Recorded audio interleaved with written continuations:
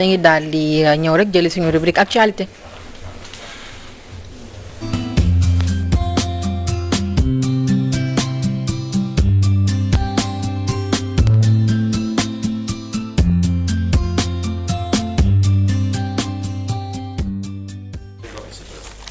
ay voilà mu ngi noonu actualité si ñuy daal di dugg sans détour ñu doole ko ak Walf Quotidien bu baax bi comme d'habitude affaire Sweet Beauté Adji Sarr brise la glace mu mel ni ki démb Adji Sarr def na jano ak sénégalais yi wax yëf yi na mu demee woon ci diggante moom ak Ousmane Sonko mi mu tuumaal wàllum viol. Alors la première chose que j'ai faite.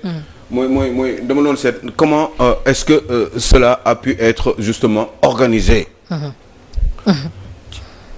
Il me semble que c'est un avocat de Adji Sarr, un des avocats les plus tonitruants de Adji Sarr, qui a eu à organiser avocat bi gën a fës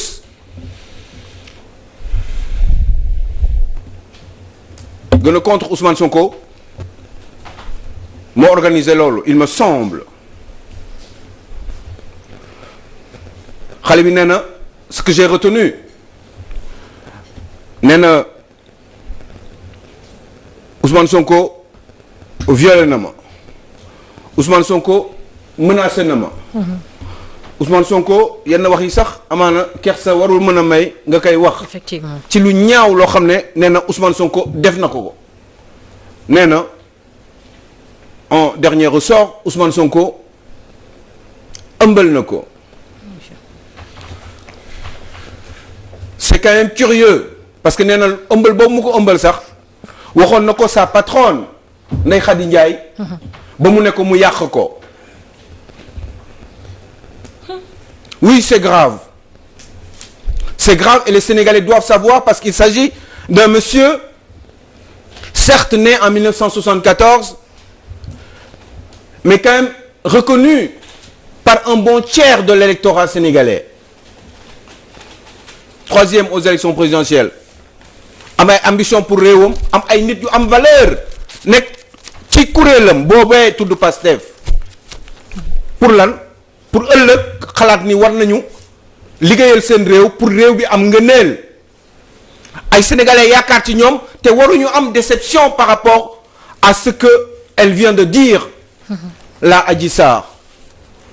C'est grave, je suis scandalisé parce que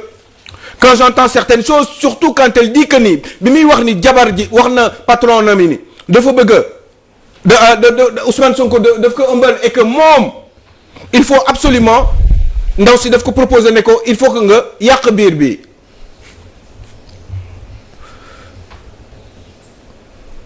man ci ñaari angle laa bëgg a waxee benn bi mooy nee nañ ko mu waat Ousmane Sonko a le choix pour def ñaari mbir xelu nit kese la nag ou alors dafa naan maa tey man d'accord naa maa tey man d'accord naa parce que ku nekk am nga sa vie privée ou alors parce que gëm na ni dañ ko tuumal te tuumal boobu metti na parce que dafa am njaboot am ay jabar am ay parents mu jóg taxaw mu ne jël alxuraan parce que jullit la parce que gëm naa ni ku gëm yàlla la mu taxaw bu boobaa mu wàcc alxuraan waaye bu boobaa bu mu yem foofu kese bu boobaa na jóg nit ñi képp ku fi aspiré jiite réew képp koo xam ne am nga ay ambition pour réew mi képp koo xam ne président de la république nga wala mës nga ko doon jëlal sa loxo ci kaamil nga waat ni man musuma séq ak keneen ku dul sama jabar dégg ngeen. dégg nañ la bu baax. bu mu yem foofu bu ñemee moom bu ko wëree dañ ko accuser bu ma nekkoon ci place am na jël alxuraan teg ci loxoom waat ni lii amul wala bu ko neexee aussi mu ne maa tey waaye bu weesoo loolu bu mu yem foofu quel que soit ñaari hypothèse yooyu bu mu ci jël solution yooyu ñaari yooyu bu mu ci jël. quel que soit loolu na digal aussi autorités yi ci ay conditions képp koo xam ne yow yaa ngi jiite réew wala mës nga jiite réew wala bëgg nga jiite réew wala nga am ay aspiration yaa ngi wax sénégalais yi ci yow li nga xalaatal sa réew parce que da nga bëgg a nekk président de la république. bu boobaa yow it taxawal nga ne lii di tromper sama jabar musuma seex ak keneen ku dul sama jabar wala musuma seex ak ñeneen ñu dul samay jabar. samay jabar eh bien naa jël sama loxo ci kaamil ma waat ko comme ça loolu am sens parce que finalement boo gisee ma wax loolu. parce que je suis quand même choqué finalement. Qu'est-ce que ça veut dire de tromper sa femme? Qu'est-ce que ça a à voir entre la gestion d'un pays? Est-ce que c'est parce que da ngay tromper sa jabar? Est-ce que da nga leen baax li ma leen di wax na est-ce que c'est parce que da ngay tromper sa jabar wala da ngay seq ak keneen ko sa jabar que doo nit ku baax wala parce que waroo mën a jiite réew wala est-ce que da nga war a tromper sa jabar te kenn waru ko xam parce que beneen image bi nga war a am moom mooy war a mën a tax ñu lay gisee image boobu kese que am nga droit daf leneen loo xam ne l'essentiel mooy bu la kenn jàpp lu yonent bi doon wax ni lu Jésus daan wax Jésus Christ Yesu Christa bi ñuy xamal lu waaj a defoon ba ñu koy bëgg di sànni xeer di koy lapider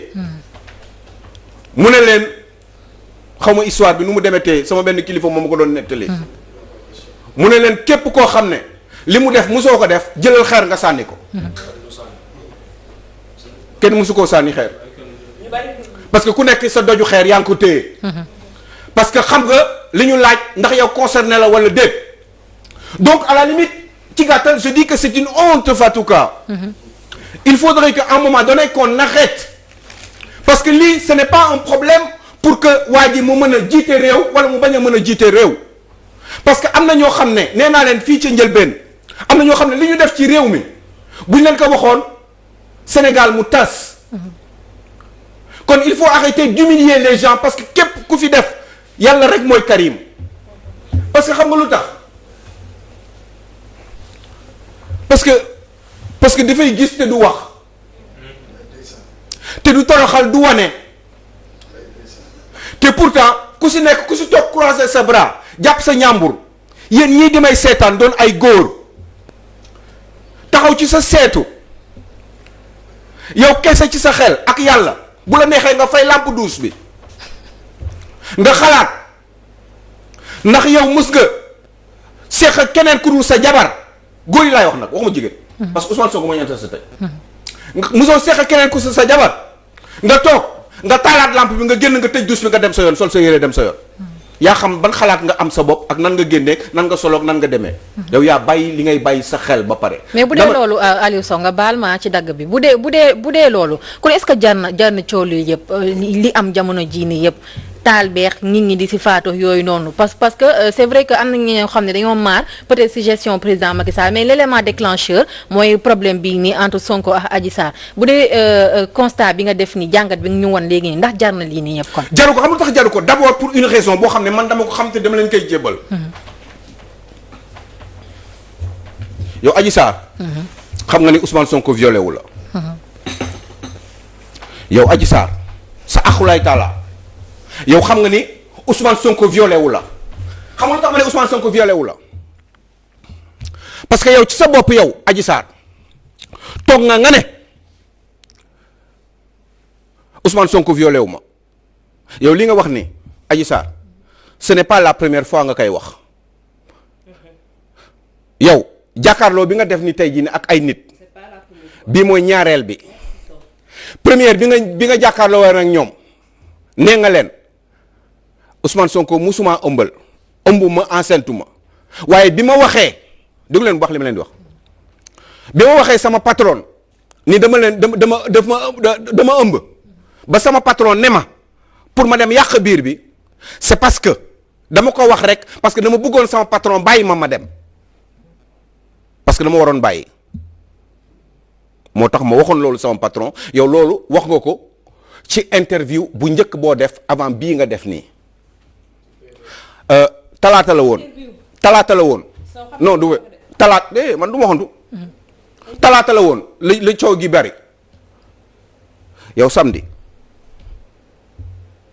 interview nañ la talaata la woon ca coow ba coow bu njëkk ba talaata la woon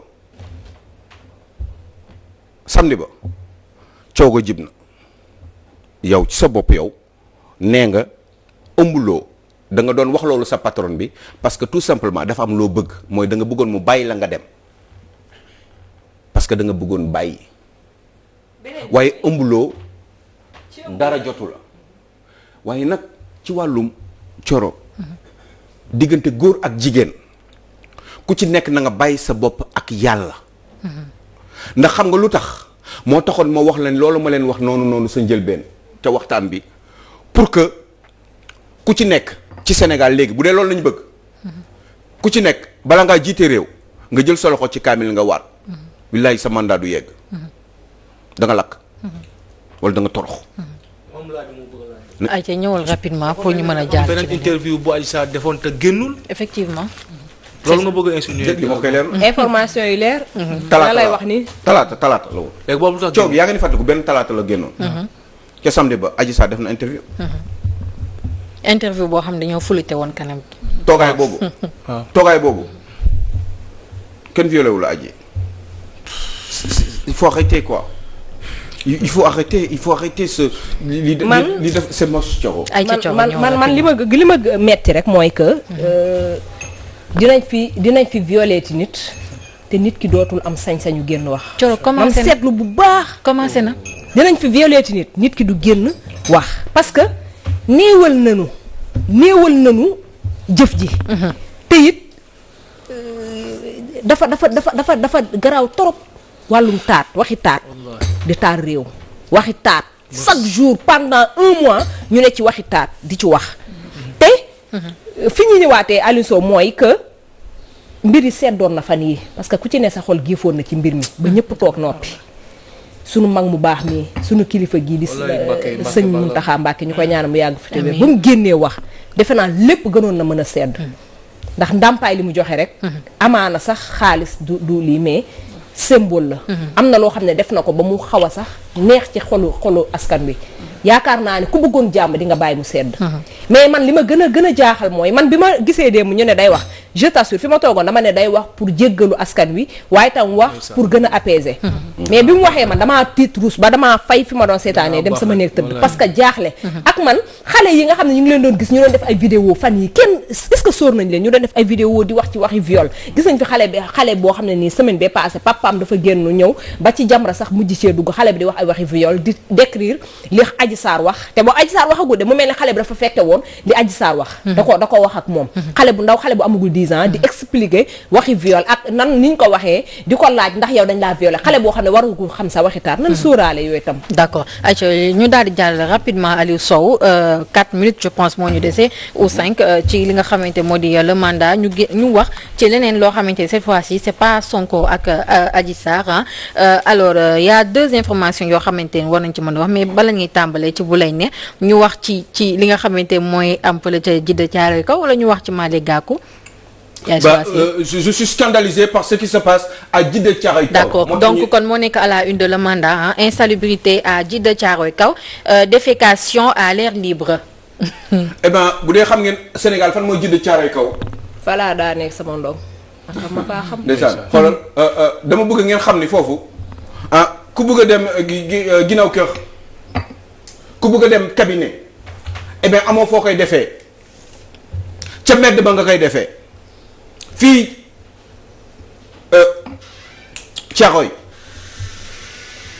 nu mu tudd waxati ma ko. mi ngi nekk Jidda Caaroy Kaw. Jidda Caaroy Kaw. Icotaf la nekkee ba ñëw foofu. ba Sénégal ci capitalu Ndakaaru. ñetti baar waaw. loolu moo fi am léegi donc lu ñu sénégalais yi ak mala yi foofu mala yi ni ñuy def fi ñu koy defee noonu la ko doomu Sénégal yi dëkk Jidda Caaroy Kaw di defee. À qui la faute? Au lieu que on s'occupe de lii nga xam ne moom mooy dëgg lijjanti doomu aadama yi xale yi jigéen yi ñi ngi bëgg a dee ak feebar boobu feebar bi nu mu tudd feebar bi nga xam ne da ngay am infection. ay infection la ñuy am infection urinaire infection surtout les femmes parce que toogaay yi baaxul parce que fu nekk da ngay gestu def li ngay def xale yu mag yi am 10 ans 12 ans ay potu sambour la ñuy pot de chambre la ñuy toog pour dem toilette loolu moo am biir Ndakaaru fii nii en toute banlieue toute proche fii ci biir Ndakaaru Sénégal adduna xam leen loolu fii ci Sénégal ou un pays où yi nga xam ne ay oto yoo ay directeurs généraux yoo xam ne ay 15-20 millions la ñuy gagné di am ay oto 80 millions lii mooy Sénégal au lieu ñu lijjanti loolu trouver ay urgence dans ce pays fexe ba def seen kamtalaay kattan ba ñu lijjanti problème mu Sénégalais ñii di xiif ñu xiif yéen mais nit ñi nekk foofu nee naa leen xam nga lu ñuy dundee bu ku ci bëgg a dem ginnaaw tool xaw ma ginnaaw lan lañ koy waxee ginnaaw kër tuur dugub ku si ko bëgg a def da ngay def comme xaj li ñuy def foofu ak muus yi ca dëkk ba fii Djiddah Thiaroye Kaw loolu moo fa xew il faut aller voir et aider ce maire là Cheikh Dieng parce que c'est injuste dans un pays qui s'appelle le Sénégal nga ñuy bëgg rey dañu bëgg rey ndax laal na ko laalu ko et alors waaye bu ñu génne woon ñi ku laal ku nekk nu muy def bu ñu génne woon ni kan moo laal ku nekk yàlla génnee photo yi teg ko kenn mësu koo gis